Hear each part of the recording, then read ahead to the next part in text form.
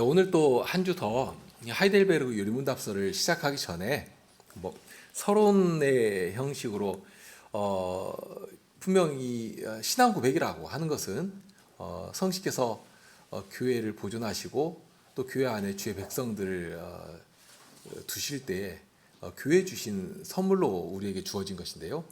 과연 그 용도가 무엇인지 이러한 것들을 좀 생각해 가려고 합니다. 오늘 두 번째로 서론에 대해 생각할 것인데요. 마태복음 16장 13절로 20절까지 말씀을 먼저 읽겠습니다. 마태복음 16장 13절로 20절입니다. 예수께서 가이사랴 빌립보 지방에 이르러 제자들에게 물어 가라사대 사람들이 인자를 누구라 하느냐 가로되 더러는 세례 요한 더러는 엘리야 어떤 이는 예레미야나 선지자 중의 하나라 하나이다. 가라사대 너희는 나를 누구라 하느냐 시몬 베드로가 대답하여 가로되 주는 그리스도시요 살아계신 하나님의 아들이시니이다. 예수께서 대답하여 가라사대 바요나 시몬아 내가 복이 있도다. 이를 내게 알게 하니는 혈육이 아니요 하늘에 계신 내 아버지시니라. 또 내가 내게 이르노니 너는 베드로라. 내가 이 반석 위에 내 교회를 세우리니 음부의 권세가 이기지 못하리라. 내가 천국 열쇠를 내게 주리니 내가 땅에서 무엇이든지 매면 하늘에서도 매일 것이요 내가 땅에서 무엇이든지 풀면 하늘에서도 풀리리라 하시고 이에 제자들을 경계하사 자기가 그리스도인 것을 아무에게도 이르지 말라 하시니라. 예수님께서는 부활하신 후에 제자들을 향해서 아주 큰 명령을 내리셨습니다. 이제 이 모든 것을 너희가 보고 듣지 않았느냐? 그러니 가서 보고 들은 그것을 전해라. 전하라 하는 명령을 내십니다. 전하는 것이 목적은 아니죠. 그럼 전해서 무엇을 하는가? 모든 족속으로 제자를 삼으라 하십니다. 제자를 삼아서 예수님께서 분부하신 모든 것을 가르쳐서 지키게 하는 자리까지 이르러야 할 것입니다. 예수님의 제자라면 누구라도 바로 이러한 명령, 예수님의 복음을 전할 사명을 가지게 되었습니다. 우리도 물론 동일하죠. 우리는 다른 것보다도 우선해서 복음의 증인들로 살아가는 사람들입니다. 예수님의 사람이 되었다 하면 예수님의 말씀을 우리의 말로 또는 우리 행실로 나타내 보여야 합니다. 그런 생각이 우리 마음에 또는 우리 머리에 늘 맴돌고 있어야 할 것입니다. 예수님의 증인이라 하는 사실이 아주 중요한데요. 그래서 지난 시간에 생각했지만 예수님께서 하신 말씀 마태복음 10장 32절 33절인데 누구든지 사람 앞에서 나를 시인하면 나도 하늘에 계신 내 아버지 앞에서 저를 시인할 것이요 누구든지 사람 앞에서 나를 부인하면 나도 하늘에 계신 내 아버지 앞에서 저를 부인하리라. 그러니까 사람들 앞에서 예수님에 대해서 인정하고 예수님에 대해서 고백하는 일을 예수님께서는 아주 중요하게 여기신다는 사실을 알려주십니다. 그러면서 동시에 이 말씀에는 굉장히 두려운 사실도 담겨 있는데요. 마지막 때에 예수님께서 하나님 앞에서 나를 안다고 하셔야 한다 하는 것입니다. 만일 그 자리에서 내가 너희를 도무지 알지 못하니 불법을 행한 자들아 내게 떠나라 하고 하신다면 어떻게 되겠습니까? 두 번 다시 기회가 없거든요. 돌이킬 수가 없는 정말 절망입니다. 그런데 그 자리에 있을 때 아주 능력 있고 가치 있는 말 하나가 있다 하고 예수님 가르쳐 주시지 않습니까? 그것은 뭐냐면 사람들 앞에서 예수님을 시인했다면 내가 예수님을 시인한 역사 누구 앞에서라도 내가 예수님을 안다고 예수님이 나의 주님이시다 하고 이렇게 고백한 사실이 있다면 그 말에 힘이 있고 그래서 내가 사람 앞에서 예수님을 시인했다고 하면 예수님께서도 틀림없이 하나님 앞에서 나를 안다 하고 인정해 주시고 시인해 주신다 하는 것입니다. 그런 약속이 담겨 있죠. 모른다고 하지 않고 반드시 안다고 해 주신다 하고 약속해 주신 것입니다. 이 시인한다, 이 고백한다고 하는 것은 이처럼 하나님 앞에서도 사라지지 않을 우리의 구원의 능력이 됩니다. 그런데 이제 또 중요한 말씀이 있는데요. 로마서 10장 10절 말씀 우리가 잘 아는데 사람이 마음으로 믿어 의에 이르고 입으로 시인하여 구원에 이르느니라 하는 말씀. 그러니까 여기서도 입으로 시인하는 것을 지금 가르치고 있습니다. 이 말이 이제 앞에 마태복음 10장 10절에 32절에 나오는 그 시인한다는 말, 그러니까 예수님을 시인한다는 말과 동일한 단어거든요. 호몰로 깨오라고 하는. 내가 입으로 예수님을 시인하고 그렇게 시인하면 그것을 굉장히 중요한 굉장한 일로 받아주신다 하는 것입니다. 하나님께서 아주 귀하게 받으셔서 구원에 이르도록 해주신다 하고 지금 여기 약속해 주신 것입니다. 성도가 하는 이 말의 고백이라고 하는 것은 결코 가벼운 것이 아닙니다. 그냥 말이라고 하는 것은 공기의 진동에 의해서 어느 정도의 파장만 일으키고 끝나는 그런 것이 아니라는 것입니다. 심지어 하나님 앞에서도 영원히 사라지지 않을 우리의 구원의 증거가 된다 하고 알려주시는 것이니까요. 구원의 증표가 되게 해주시는 것입니다. 자주 말씀드리는 것이지만 우리 기독인들은 말의 증인으로 살아가는 사람들입니다. 말의 증인입니다. 성도가 뱉은 말은 무엇일지라도 가벼운 것이 아니거든요. 왜 그런가 하면 그러니까 성도의 말이라고 하는 것은 사람의 말로 끝나지 않기 때문입니다. 예수님께서 하신 약속이 있는데요. 그것은 내가 너희와 항상 함께 하겠다 하는 그 약속입니다. 그리고 그 약속을 이루시기 위해서 성신님을 우리 중에 보내지 않으셨습니까? 교회 가운데 보내주신 것이고요. 그럼 교회가 복음을 전할 때에 교회에 오신 성신께서는 우리 이 말의 고백을 친히 들고 찾아오시고, 그러니까 우리 고백의 주제가 되시는 그분이 생명이시다, 그분이 우리의 구원의 능력이시다 하는 사실을 그냥 말로만 끝나는 것이 아니라 직접 그 사실을 확증시키고 나타내 보여주신다 하는 것입니다. 그러니까 내가 무엇인가를 유능하게 말하고 어떤 대단히 어떤 뛰어난 능력을 나타내니까 그렇게 하니까 되는 것 아닙니다. 나는 다른 사람과 똑같습니다.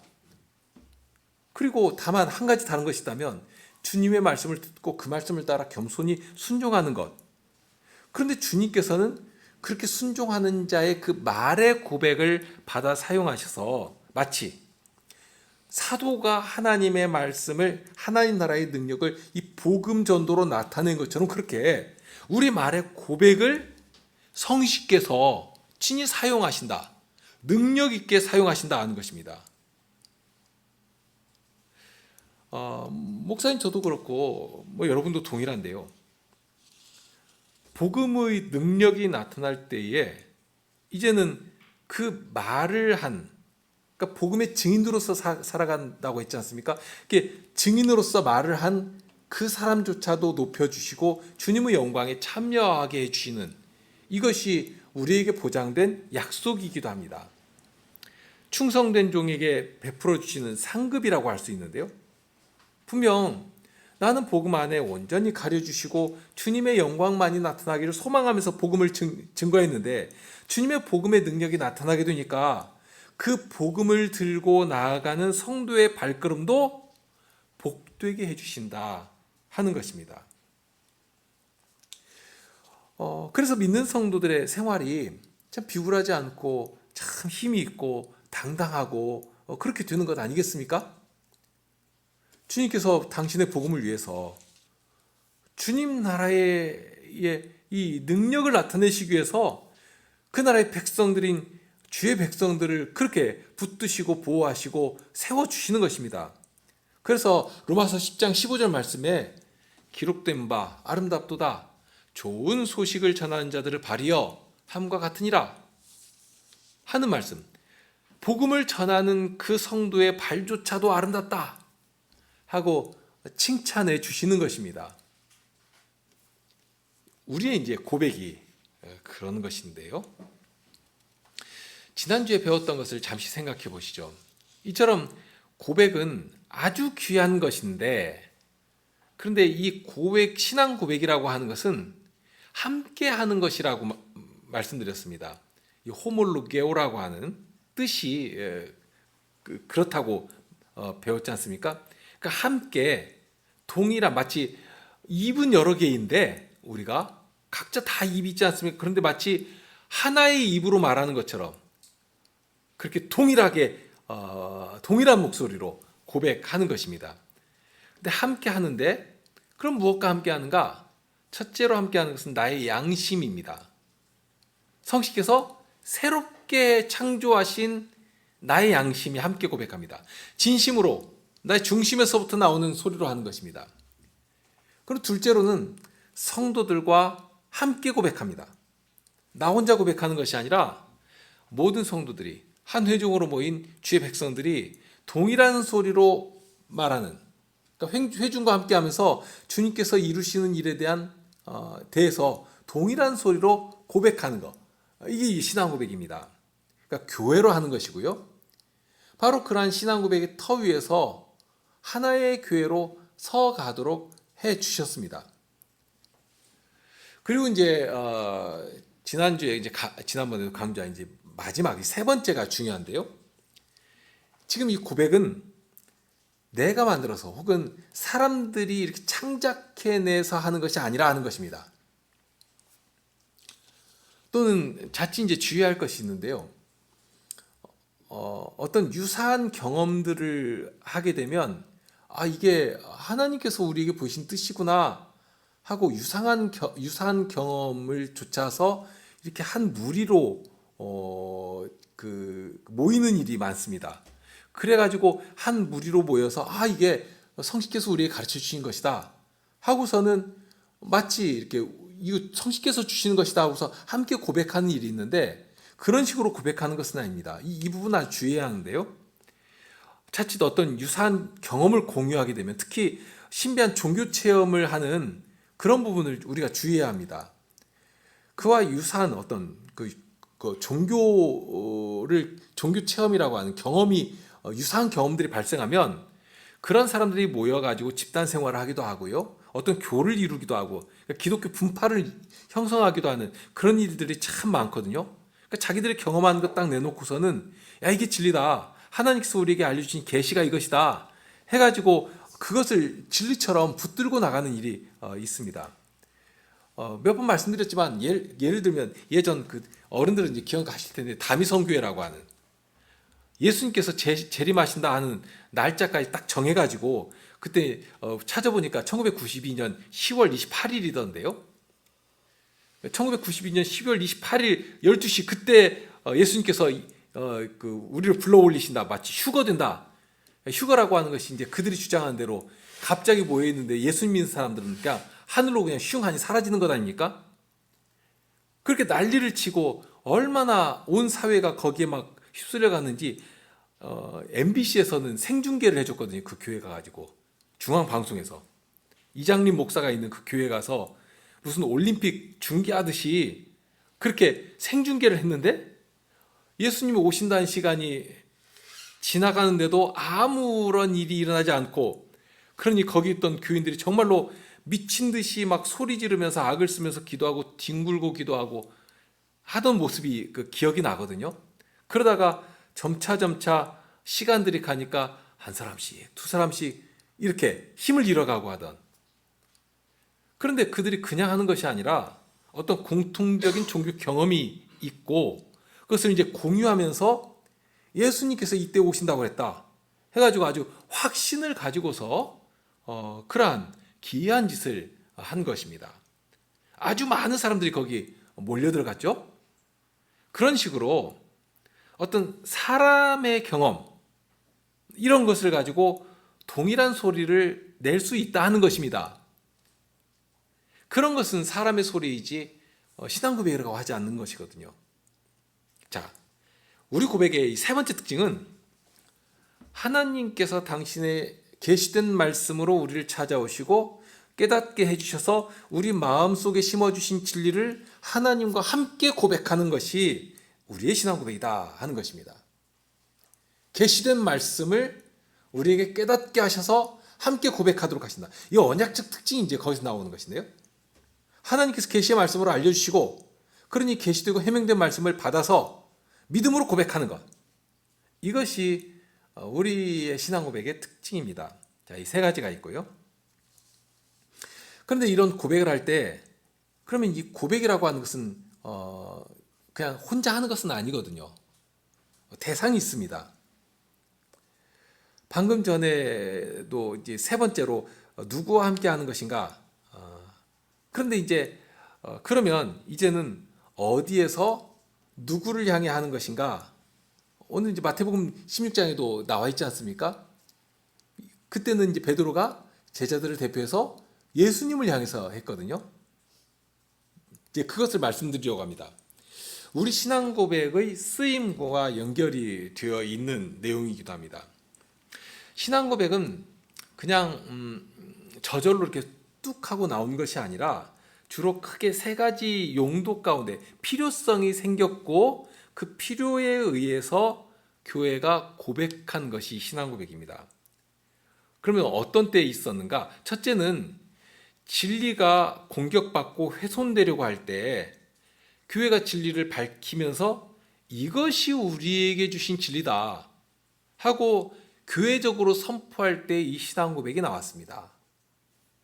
예를 들면 도르트 회의의 결의가 무엇 때문에 나왔는지 혹시 기억나십니까? 이제 특별히 아르미니우스 주의자들의 주장이 거기에 배경처럼 있거든요. 오직 은혜로, 오직 믿음으로라 하는 이 진리를 자꾸 사람의 것으로 이렇게 변질시켜 가는 것입니다. 교묘한 말로. 분명 믿음이지만 믿음만으로는 되는 것이 아니다 하는. 그러니 거기에 대해서 성경에서 가르친 말씀을 따라서 그릇된 가르침을 교회에서 쫓아낸 것이 도르트 회의의 결의입니다. 그리고 그보다도 훨씬 전에 우리 헌장에도 나와 있는 것처럼 우리가 받고 있는 신앙 고백이 칼케도네 신조가 있는데요. 거기에는 성자 하나님이신 예수님의 그 신성과 인성에 대해서 아주 명쾌하게 고백한 신앙 고백이기도 합니다. 그러니까 어떻게 한 위, 제2위이신 이 성자 하나님의 한 위, 그러니까 그 하나님 안에 신성과 인성이 함께 계실 수 있는가 해가지고 이것이 이해가 안 되니까 어떤 사람들은 이것을 이제 논리적으로 풀려고 한 것입니다. 이해가 안 되니까 좀 이해시키려고. 그래서 사람은 어떤 사람은 그 예수님이 신이 아니시고 피조물이지만 가장 먼저 된 또는 가장 으뜸인 피조물이다 하고 주장하는 사람도 있었고요. 반대로 어떤 사람은 꼭 예수님이 사람이실 필요가 있느냐, 신이시면 되지 않느냐 하는 그런 주장도 있었거든요. 그럴 때에 성경에서 가르친 그 말씀 그대로 이 땅에 오신, 손으로 만지고 눈으로 보고 귀로 직접 들었던 이 땅에 오신 그 예수님이 영원전부터 창조의 그 시기부터 이미 벌써 말씀으로 하나님과 함께 계시고 곧 하나님이신 사실, 이 논리로 이게 설명이 됩니까? 그러나 성경을 가르쳐 주시거든요. 이러한 사실을 그대로 믿음으로 받아서 예수님의 신성과 인성을 함께 고백하게 된 것입니다. 그러면 왜 그런 그릇된 주장이 나오게 되었는가 하면 자칫 성경에서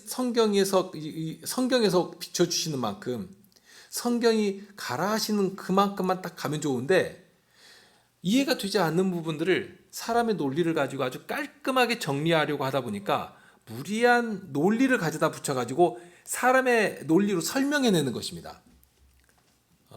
그 중에 하나가 이 예수님의 신성과 인성의 그 두 본성을 가지신 이 성자 하나님에 대한 이해인데요. 성경에서는 삼위 하나님에 대해서 논리로 가르치지 않거든요. 우리의 구속을 이루시는 하나님의 사랑을, 그 구원의 일들을 따라가다 보면 자연스럽게 아드님 예수님께서 하나님의 선하신 뜻을 조차 순종하심으로 우리의 구속이 되셨다 하는 그 진리까지 이렇게 도달하게 됩니다. 그런 식으로 믿음의 태도로 배워가는 것이 아니라 이것을 머리로 가져와 가지고 논리로 해명해 내려고 하는 것입니다. 그런 이것이 해명되는 것이 아니라 오히려 자꾸 꼬이죠. 충돌이 생기는 것입니다. 그러니 명쾌하게 해명하기 위해서는 둘 중에 하나를 버릴 수밖에 없습니다. 예수님을 신이라고 하든지 아니면 피조물인데 그나마 가장 으뜸되는 피조물 정도로 생각하든지 이렇게 한쪽으로 치우쳐 가지고 설명을 해버리는 것입니다. 그러면 사람의 논리로는 나름대로 선명하게 되거든요. 깔끔해지거든요. 자, 그런 주장이 나올 때에 신앙의 선조들은 사람 속 시원하게 하겠다고 설명하는 방식으로 해명해 가지 않습니다. 오히려 그런 마음보다도 하나님의 말씀 앞에서 겸손히 하나님의 구속의 일을 찬송하고 감사하고 경배하는 심정으로 말씀을 배워갔거든요. 그런 자리에서 말씀을 살피니까 도저히 예수님은 사람만 되어서도 안 되고 또 하나님이시기만 하면 되어서도 안 되고 반드시 완전한 사람이시되 의로운 사람으로 오신 하나님이셔야 한다 하는 사실 앞에 자연스럽게 서게 된 것입니다. 그러면 그 벽을 사람의 이성을 타고 이렇게 정복하려고 넘어서려고 한 것이 아니라 그 앞에서 주의 신실한 백성들은 그 놀라운 신비를 바라보며 경배를 했거든요. 감사를 했거든요. 이게 굉장히 큰 차이입니다. 이해가 되지 않더라도 보여주신 그 말씀 앞에서 먼저 경배하는 그런 태도를 보인 것입니다. 그렇게 할 때에 지혜를 주셔서 그 놀라운 신비를 비로소 꿰뚫어 알 수 있는 지각을 열어주시는 것이거든요. 성신께서 깨달아 알게 해주시는 것이거든요. 비로소 알게 되고 그러한 사실을 믿음으로 고백하며 선언하게 해주신 것입니다. 이게 이제 신앙 고백입니다.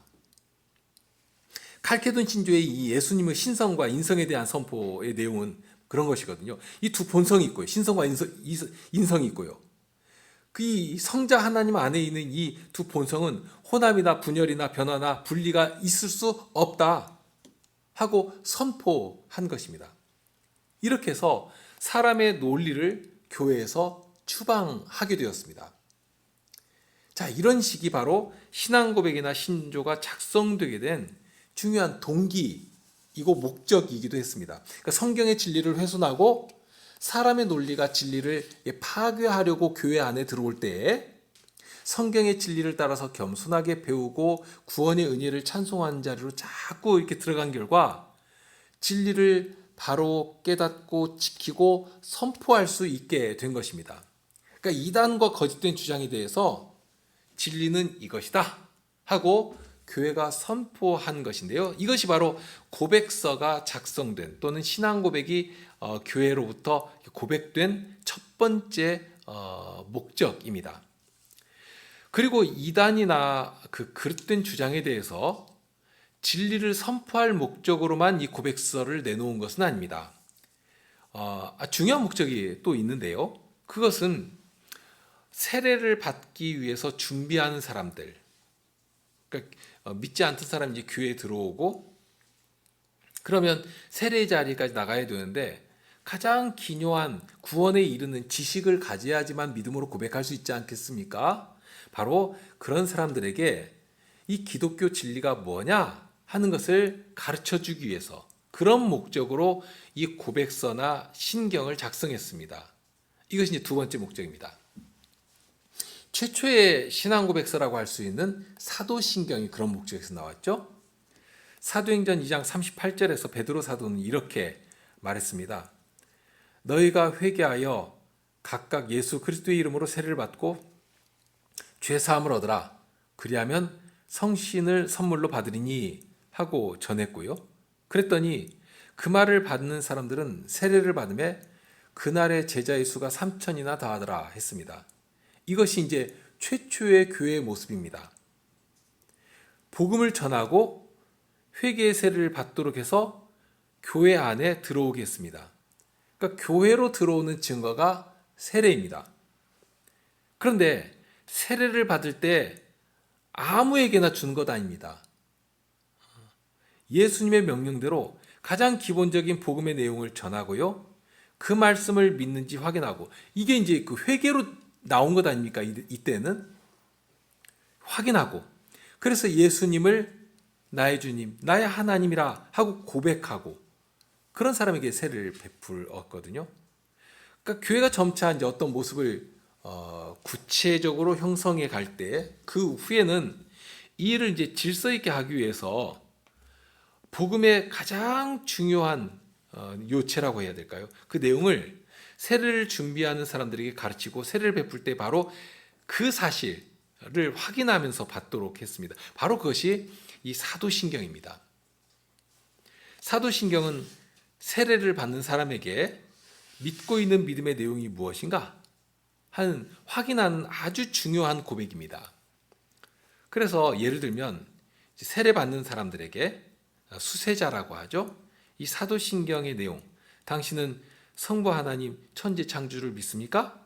하고 질문을 하고요. 거기에 대해서 예, 그대로 믿습니다 하고 대답을 하게 하고, 이렇게 쭉 해서 12항목, 그 특별히 성부 하나님과 성자 하나님과 성신 하나님에 대해서 사도신경은 일목요연하게 가르치고 있지 않습니까? 12조항으로. 이제 그렇게 대답을 하면 그 사람에게 세례를 주게 된 것입니다.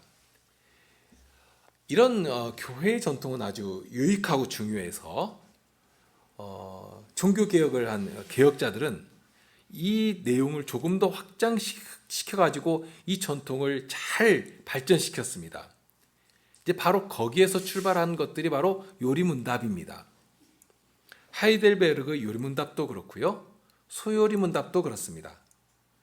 본디 이제 성경의 진리를 아직 진리를 잘 모르는 사람들에게, 혹은 교회 안에 있는 자녀들에게 잘 가르치기 위해서 학습 교재로 만들어 놓은 것이 바로 이 요리문답 아니겠습니까?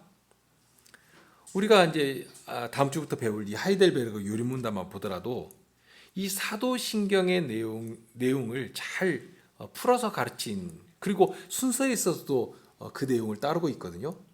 가장 먼저 우리가 믿어야 할 신앙의 기본적인 도리가 뭔가 하는 것을 사도신경을 따라서 배우고요. 그런 다음에 나에게 그런 큰 구원을 주신 하나님께 어떻게 감사하며 살아야 할 것인가 하는 것을 십계명과 주기도문을 통해서 구체적으로 가르치면서 자신을 점검해 가도록 하고 있습니다. 그러니까 사도신경의 내용을 보면 그렇게 순서에 따라서 삼위 하나님에 대해서 고백하도록 하고 있는데요. 그러니까 삼위 하나님에 대해서 어떤 이론을 가지고 배우는 것이 아니라 삼위 하나님께서 우리의 구원이 되시려고 이루신 그 십자가의 구원의 복음에 대해서 이 성경의 가르침을 잘 요약해 가지고 알기 쉽도록 그렇게 정리를 해 놓은 것입니다. 그래서 교회에서도 이것이 사도들의 가르침을 일목요연하게 정리해 놓은 고백으로 아주 소중하게 받아서 교회 초기부터 우리에게까지 전해주고 있는 것입니다. 그렇기 때문에 아무리 엉터리 같은 교회라고 해도 교회라는 이름을 붙이기 위해서는 적어도 그 교회는 이 사도신경을 가장 중요한 신앙 고백으로 봤습니다. 그래서 예를 들면 장로교회 같은 경우는 예배 모범에서 주일날 오전 예배 때, 또는 개혁교회도 이제 그런 교회들이 많은데, 이 사도신경, 우리는 주기도문을 하지 않습니까? 우리는 그러니까 사도신경을 성찬의 자리에서 하고 있는데요. 그런데 보통 장로교회에서는 이 사도신경을 예배 시간에, 오전 예배 시간에 하거든요. 그러니까 교회라고 하면 적어도 이 사도신경을 신앙 고백으로 받습니다. 그러니까 최소한도로 이 사도신경을 교회의 신앙 고백으로 받는다면 이것은 교회다 하고 말할 수가 있게 되는 것이죠. 아무리 뭐라고 해도 이 사도신경을 받는다면 교회이지만, 반대로 무슨 대단한 그 부흥을 일으키고 그 실력을 자랑한다 하더라도 이 사도신경을 온전히 받지 않으면, 12개 항목을 전체로 다 받지 않으면 그것은 이제 교회가 아니게 되는 것입니다. 이제 거기에서 이단이 나오죠. 그러니까 전통적인 이해로 보면 이단이라고 하는 것은 성경을 받는다고 하면서도 이 사도신경이 가르치는 방식대로 성경을 받지 않으면, 그래서 사도신경을 교회적인 신조로 받지 않는다면 그것이 이단입니다. 이단의 출발이죠. 예를 들면 이만희가 하는 신천지나 또는 장길자가 하는 자기가 하나님의 어머니라고 하는 그런 종교는 이단이 아니라 사이비 종교다. 전에도 말씀드린 적 있죠. 사이비 종교라고 하면 특별히 거기에 이제 도덕적인 문제가 발생하는 사교라고 할 수가 있는데요. 그래서 사이비 종교는 사회적으로 분란이 많이 생기고 많은 문제를 일으키는 어떤 종교 집단이라고 할 수 있습니다. 그런 교는 이제 기본적인 것이 안 되니까 이제 사입이라고 해버리는 것이고, 다만 성경을 받는다고 하면서 그래서 하나님을 믿는다고 하는데, 예를 들면 그러면서도 예수님의 신성과 인성을 바로 고백하지 않는다거나 또는 성신님의 하나님이심을 바로 그러니까 말로는 고백하는데 실질적으로는 고백하지 않는다거나 하는 그런 교회를 이단이라 하고 말하게 되는 것입니다. 교회가 이제 그만큼 이 사도신경은 가장 기본적인 교회의 신조로 받아왔습니다. 지금도 받고 있고요. 이제 거기에 더해서 우리는 이제 325년에 있었던 니케아 신경이라든지 451년에 있었던 칼케돈의 신조라든지 이런 것이 이제 발전되면서 나오게 되는 것이죠. 그만큼 교회의 어떤 그 진리를 그 뼈대를 이루고 있는 아주 중요한 신조라고 말할 수 있습니다. 이렇게 이제 신앙 고백의 두 번째 용도는 세례를 받기 위한 준비라든지 아니면 유아 세례를 받았던 그런 언약의 자녀들이 성찬상에 나오기 위해서 공적인 신앙을 고백해야 한다든지 할 때 그 교육적인 목적으로서 이 신앙 고백을 작성을 했습니다. 더불어서 이제 세 번째 목적인데요. 세 번째 목적은 변증하기 위해서 나왔습니다. 대륙의 개혁교회가 가지고 있는 이제 하나 되게 하는 세 개의 고백서 가운데 네덜란드 신앙 고백서가 특히 이제 그런 목적으로 작성되었습니다. 당시 로마 가톨릭이 개신교를 정말 극단적으로 핍박을 했거든요. 이제 네덜란드 신앙 고백서는 특이하게도 기도 드 브레라고 하는 이 한 사람에 의해서 작성이 되었고요. 그런데도 이제 후에 교회적인 승인을 받지 않습니까? 교회로부터 이제 공인을 받은 신앙 고백서인데, 그만큼 한 사람이 했다고 하더라도 성경의 교훈을 잘 요약해서 기록한 고백서입니다. 그런데 이 고백서를 이 기도 드 브레가 작성하게 된 이유 가운데 하나가 거기에 있습니다. 당시 로마 가톨릭이 교회를 정말 극악하게 핍박을 했고요. 그리고 정치적인 목적으로 국가에서도 잔인하게 개신교인들을 그렇게 박해를 했습니다. 기도 드 브레가 쓴 편지에 보면 이 신앙을 지키기 위해서 등가죽이 벗겨지고 혀가 잘리고 온몸이 불 속에 던져지는 그런 핍박을 받으면서도 이 신앙을 버리지 않았다 하는 그런 기록이 나오거든요. 그런 핍박이 개신교인들을 향해서 종교의 이름으로 또는 국가 권력의 이름으로 행해지고 있을 때 왕에게 이 고백서를 작성해서 보내는 것입니다. 이 신앙 고백서를 보고 우리가 믿는 이 개신교인들을 믿고 있는 이 신앙에 대해서 알기를 원하는 것입니다. 우리가 잘못된 신앙에 사로잡힌 것이 아니라 오히려 성경에서 가르치는 이 진리를 따라서 바르게 살아가는 것이다. 왕의 이해를 구하기 위해서 작성을 한 것인데요. 물론 그걸 작성했다고 해서 그대로 특별하게 바뀐 것은 없습니다. 그럴지라도 교회는 이 고백서를 아주 소중하게 받게 되는데요. 이렇게 크게 보면 세 가지의 목적으로 교회가 신앙 고백서를 작성을 했는데, 그렇기 때문에 지금 세 가지를 생각해 보시면 신앙 고백서는 평안의 시기보다는 어떤 위기의 시기에 어떤 어려움이 발생될 때에 거의 신앙 고백서가 나오게 됩니다. 평안한 시기에는 크게 문제가 되지 않습니다. 앞에서 이제 그 예수님의 신성과 인성에 대한 그 문제가 교회를 많이 어렵게 했다고 했는데요. 평안한 시기에는 예수님의 신성이면 어떻고 인성이면 어떻습니까? 하나님이신 성자께서 우리에게 우리를 사랑하시는 그 하나님의 사랑을 보이시기 위해서 사람으로 오셨다 하는 그 사실에 감사하고 그 일을 배우고 찬송하기 바빴거든요. 찬송하는 일에 더 치중하고 열심히 성경을 묵상하며 그 말씀대로 순종하며 살아갔습니다. 그런데 꼭 그렇게 평안한 시기가 지나면 묘하게 이단 사설이 생겨가지고 평안한 교회를 막 잡고 흔드는 그런 위기가 발생했습니다. 그런데 그런 때에 위기를 만들어내고 그래서 많은 사람들이 저들의 그 거짓 가르침에 그냥 이렇게 현혹되어 가지고 쏙 따라가고 교회가 아주 어려움에 빠지게 되는 것이죠. 자칫 잘못하면 정말 교회가 통째로 넘어가고 망할 것 같은 그런 상황이 있을 때 성씨께서는 그간 교회에서 하나님에 대해서 찬송하며 경배하며 배웠던 그런 말씀들을 논리로 하는 것이 아니라 하나님을 경배하는 심정에서 그 신비한 진리를 바로 해명하도록 만들어 주셨다는 것입니다. 항상 진리는 능력으로 나타나는 것이기 때문에 진리가 바르게 선포되면 거기에 바른 예배가 이루어지는 것이고요. 찬송이 하나님께로 향해 아름답게 울려지게 되는 것이고요. 또 거룩한 사랑의 교제가 있고 정말 성도의 섬김과 봉사가 아름답게 형성되는 그런 사회가 거기에 이제 의의가 강물처럼 넘실거리는 그런 실질의 터 위에서 그간 배워왔던 그 내용을 이 거짓된 이론 앞에서 잘 정리해 가지고 우리가 믿는 신앙의 본질은 이것이다 하고 천명하며 내놓은 것입니다. 자, 그러니까 여기서 이제 얻게 되는 교훈 하나가 있는데 평안의 시기는 왜 주시는 것인가? 이 긴장이 있어야 되거든요. 평안하니까 이때는 그냥 마음 탁 놓고 그냥 모든 거 다 풀어헤치고 좀 즐기자, 쉬자.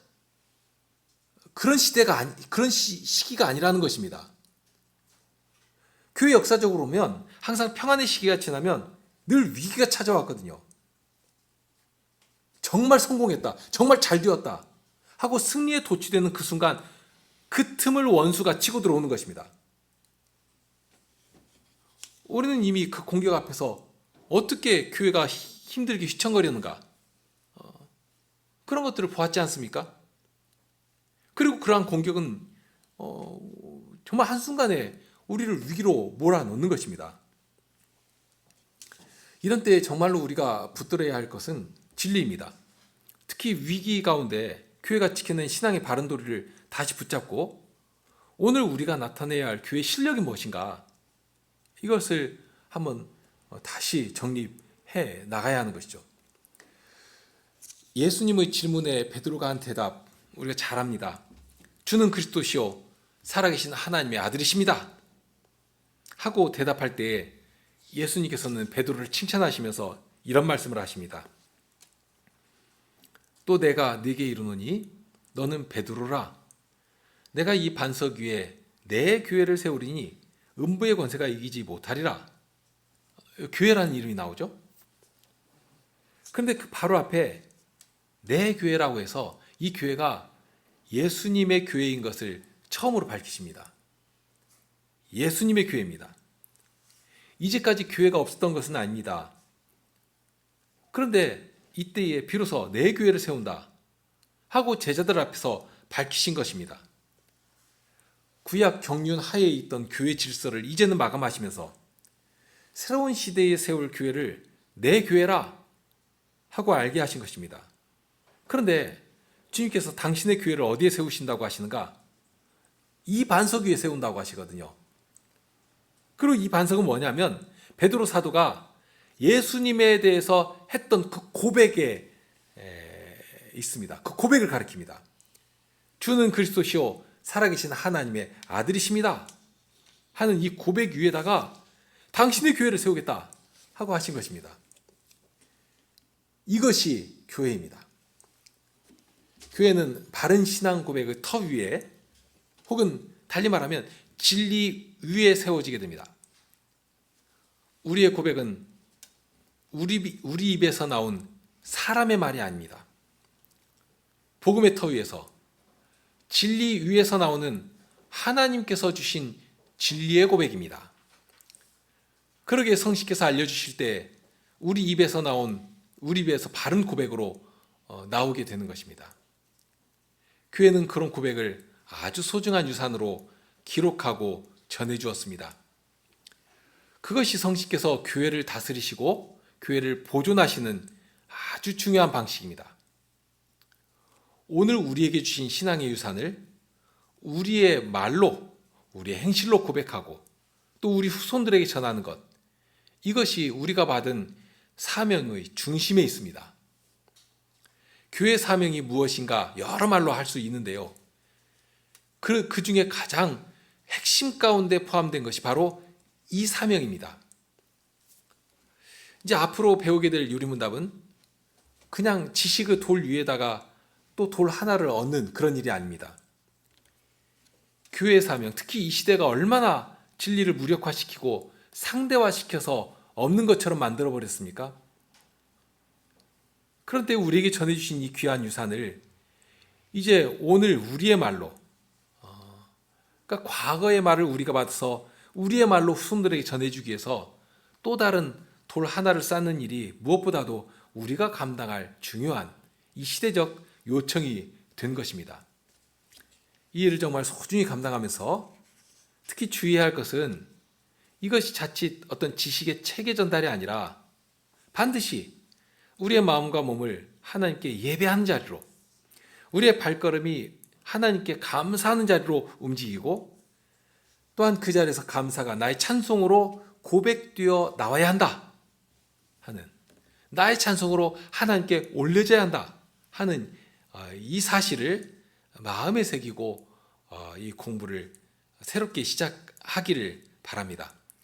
주님께서 그런 은혜를 이 일을 해가는 일생 동안 항상 베풀어 주시기를 소망합니다. 함께 기도하시겠습니다.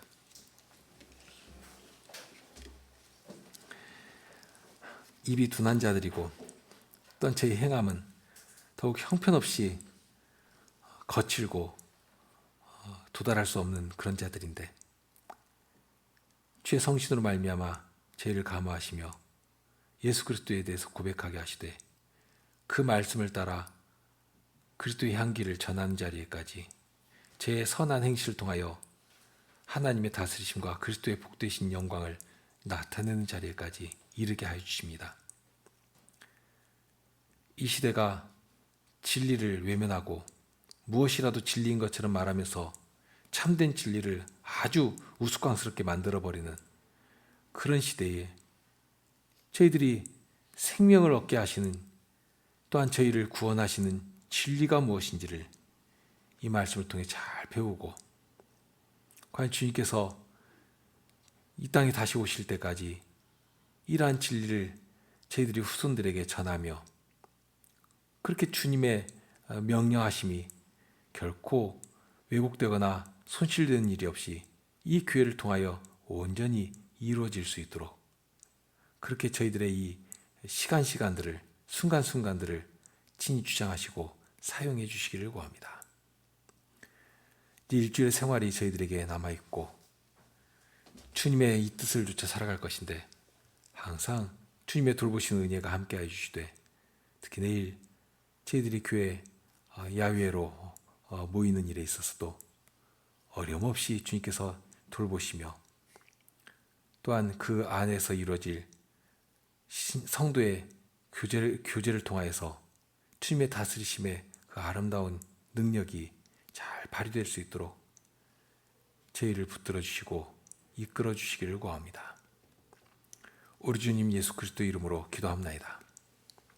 아멘.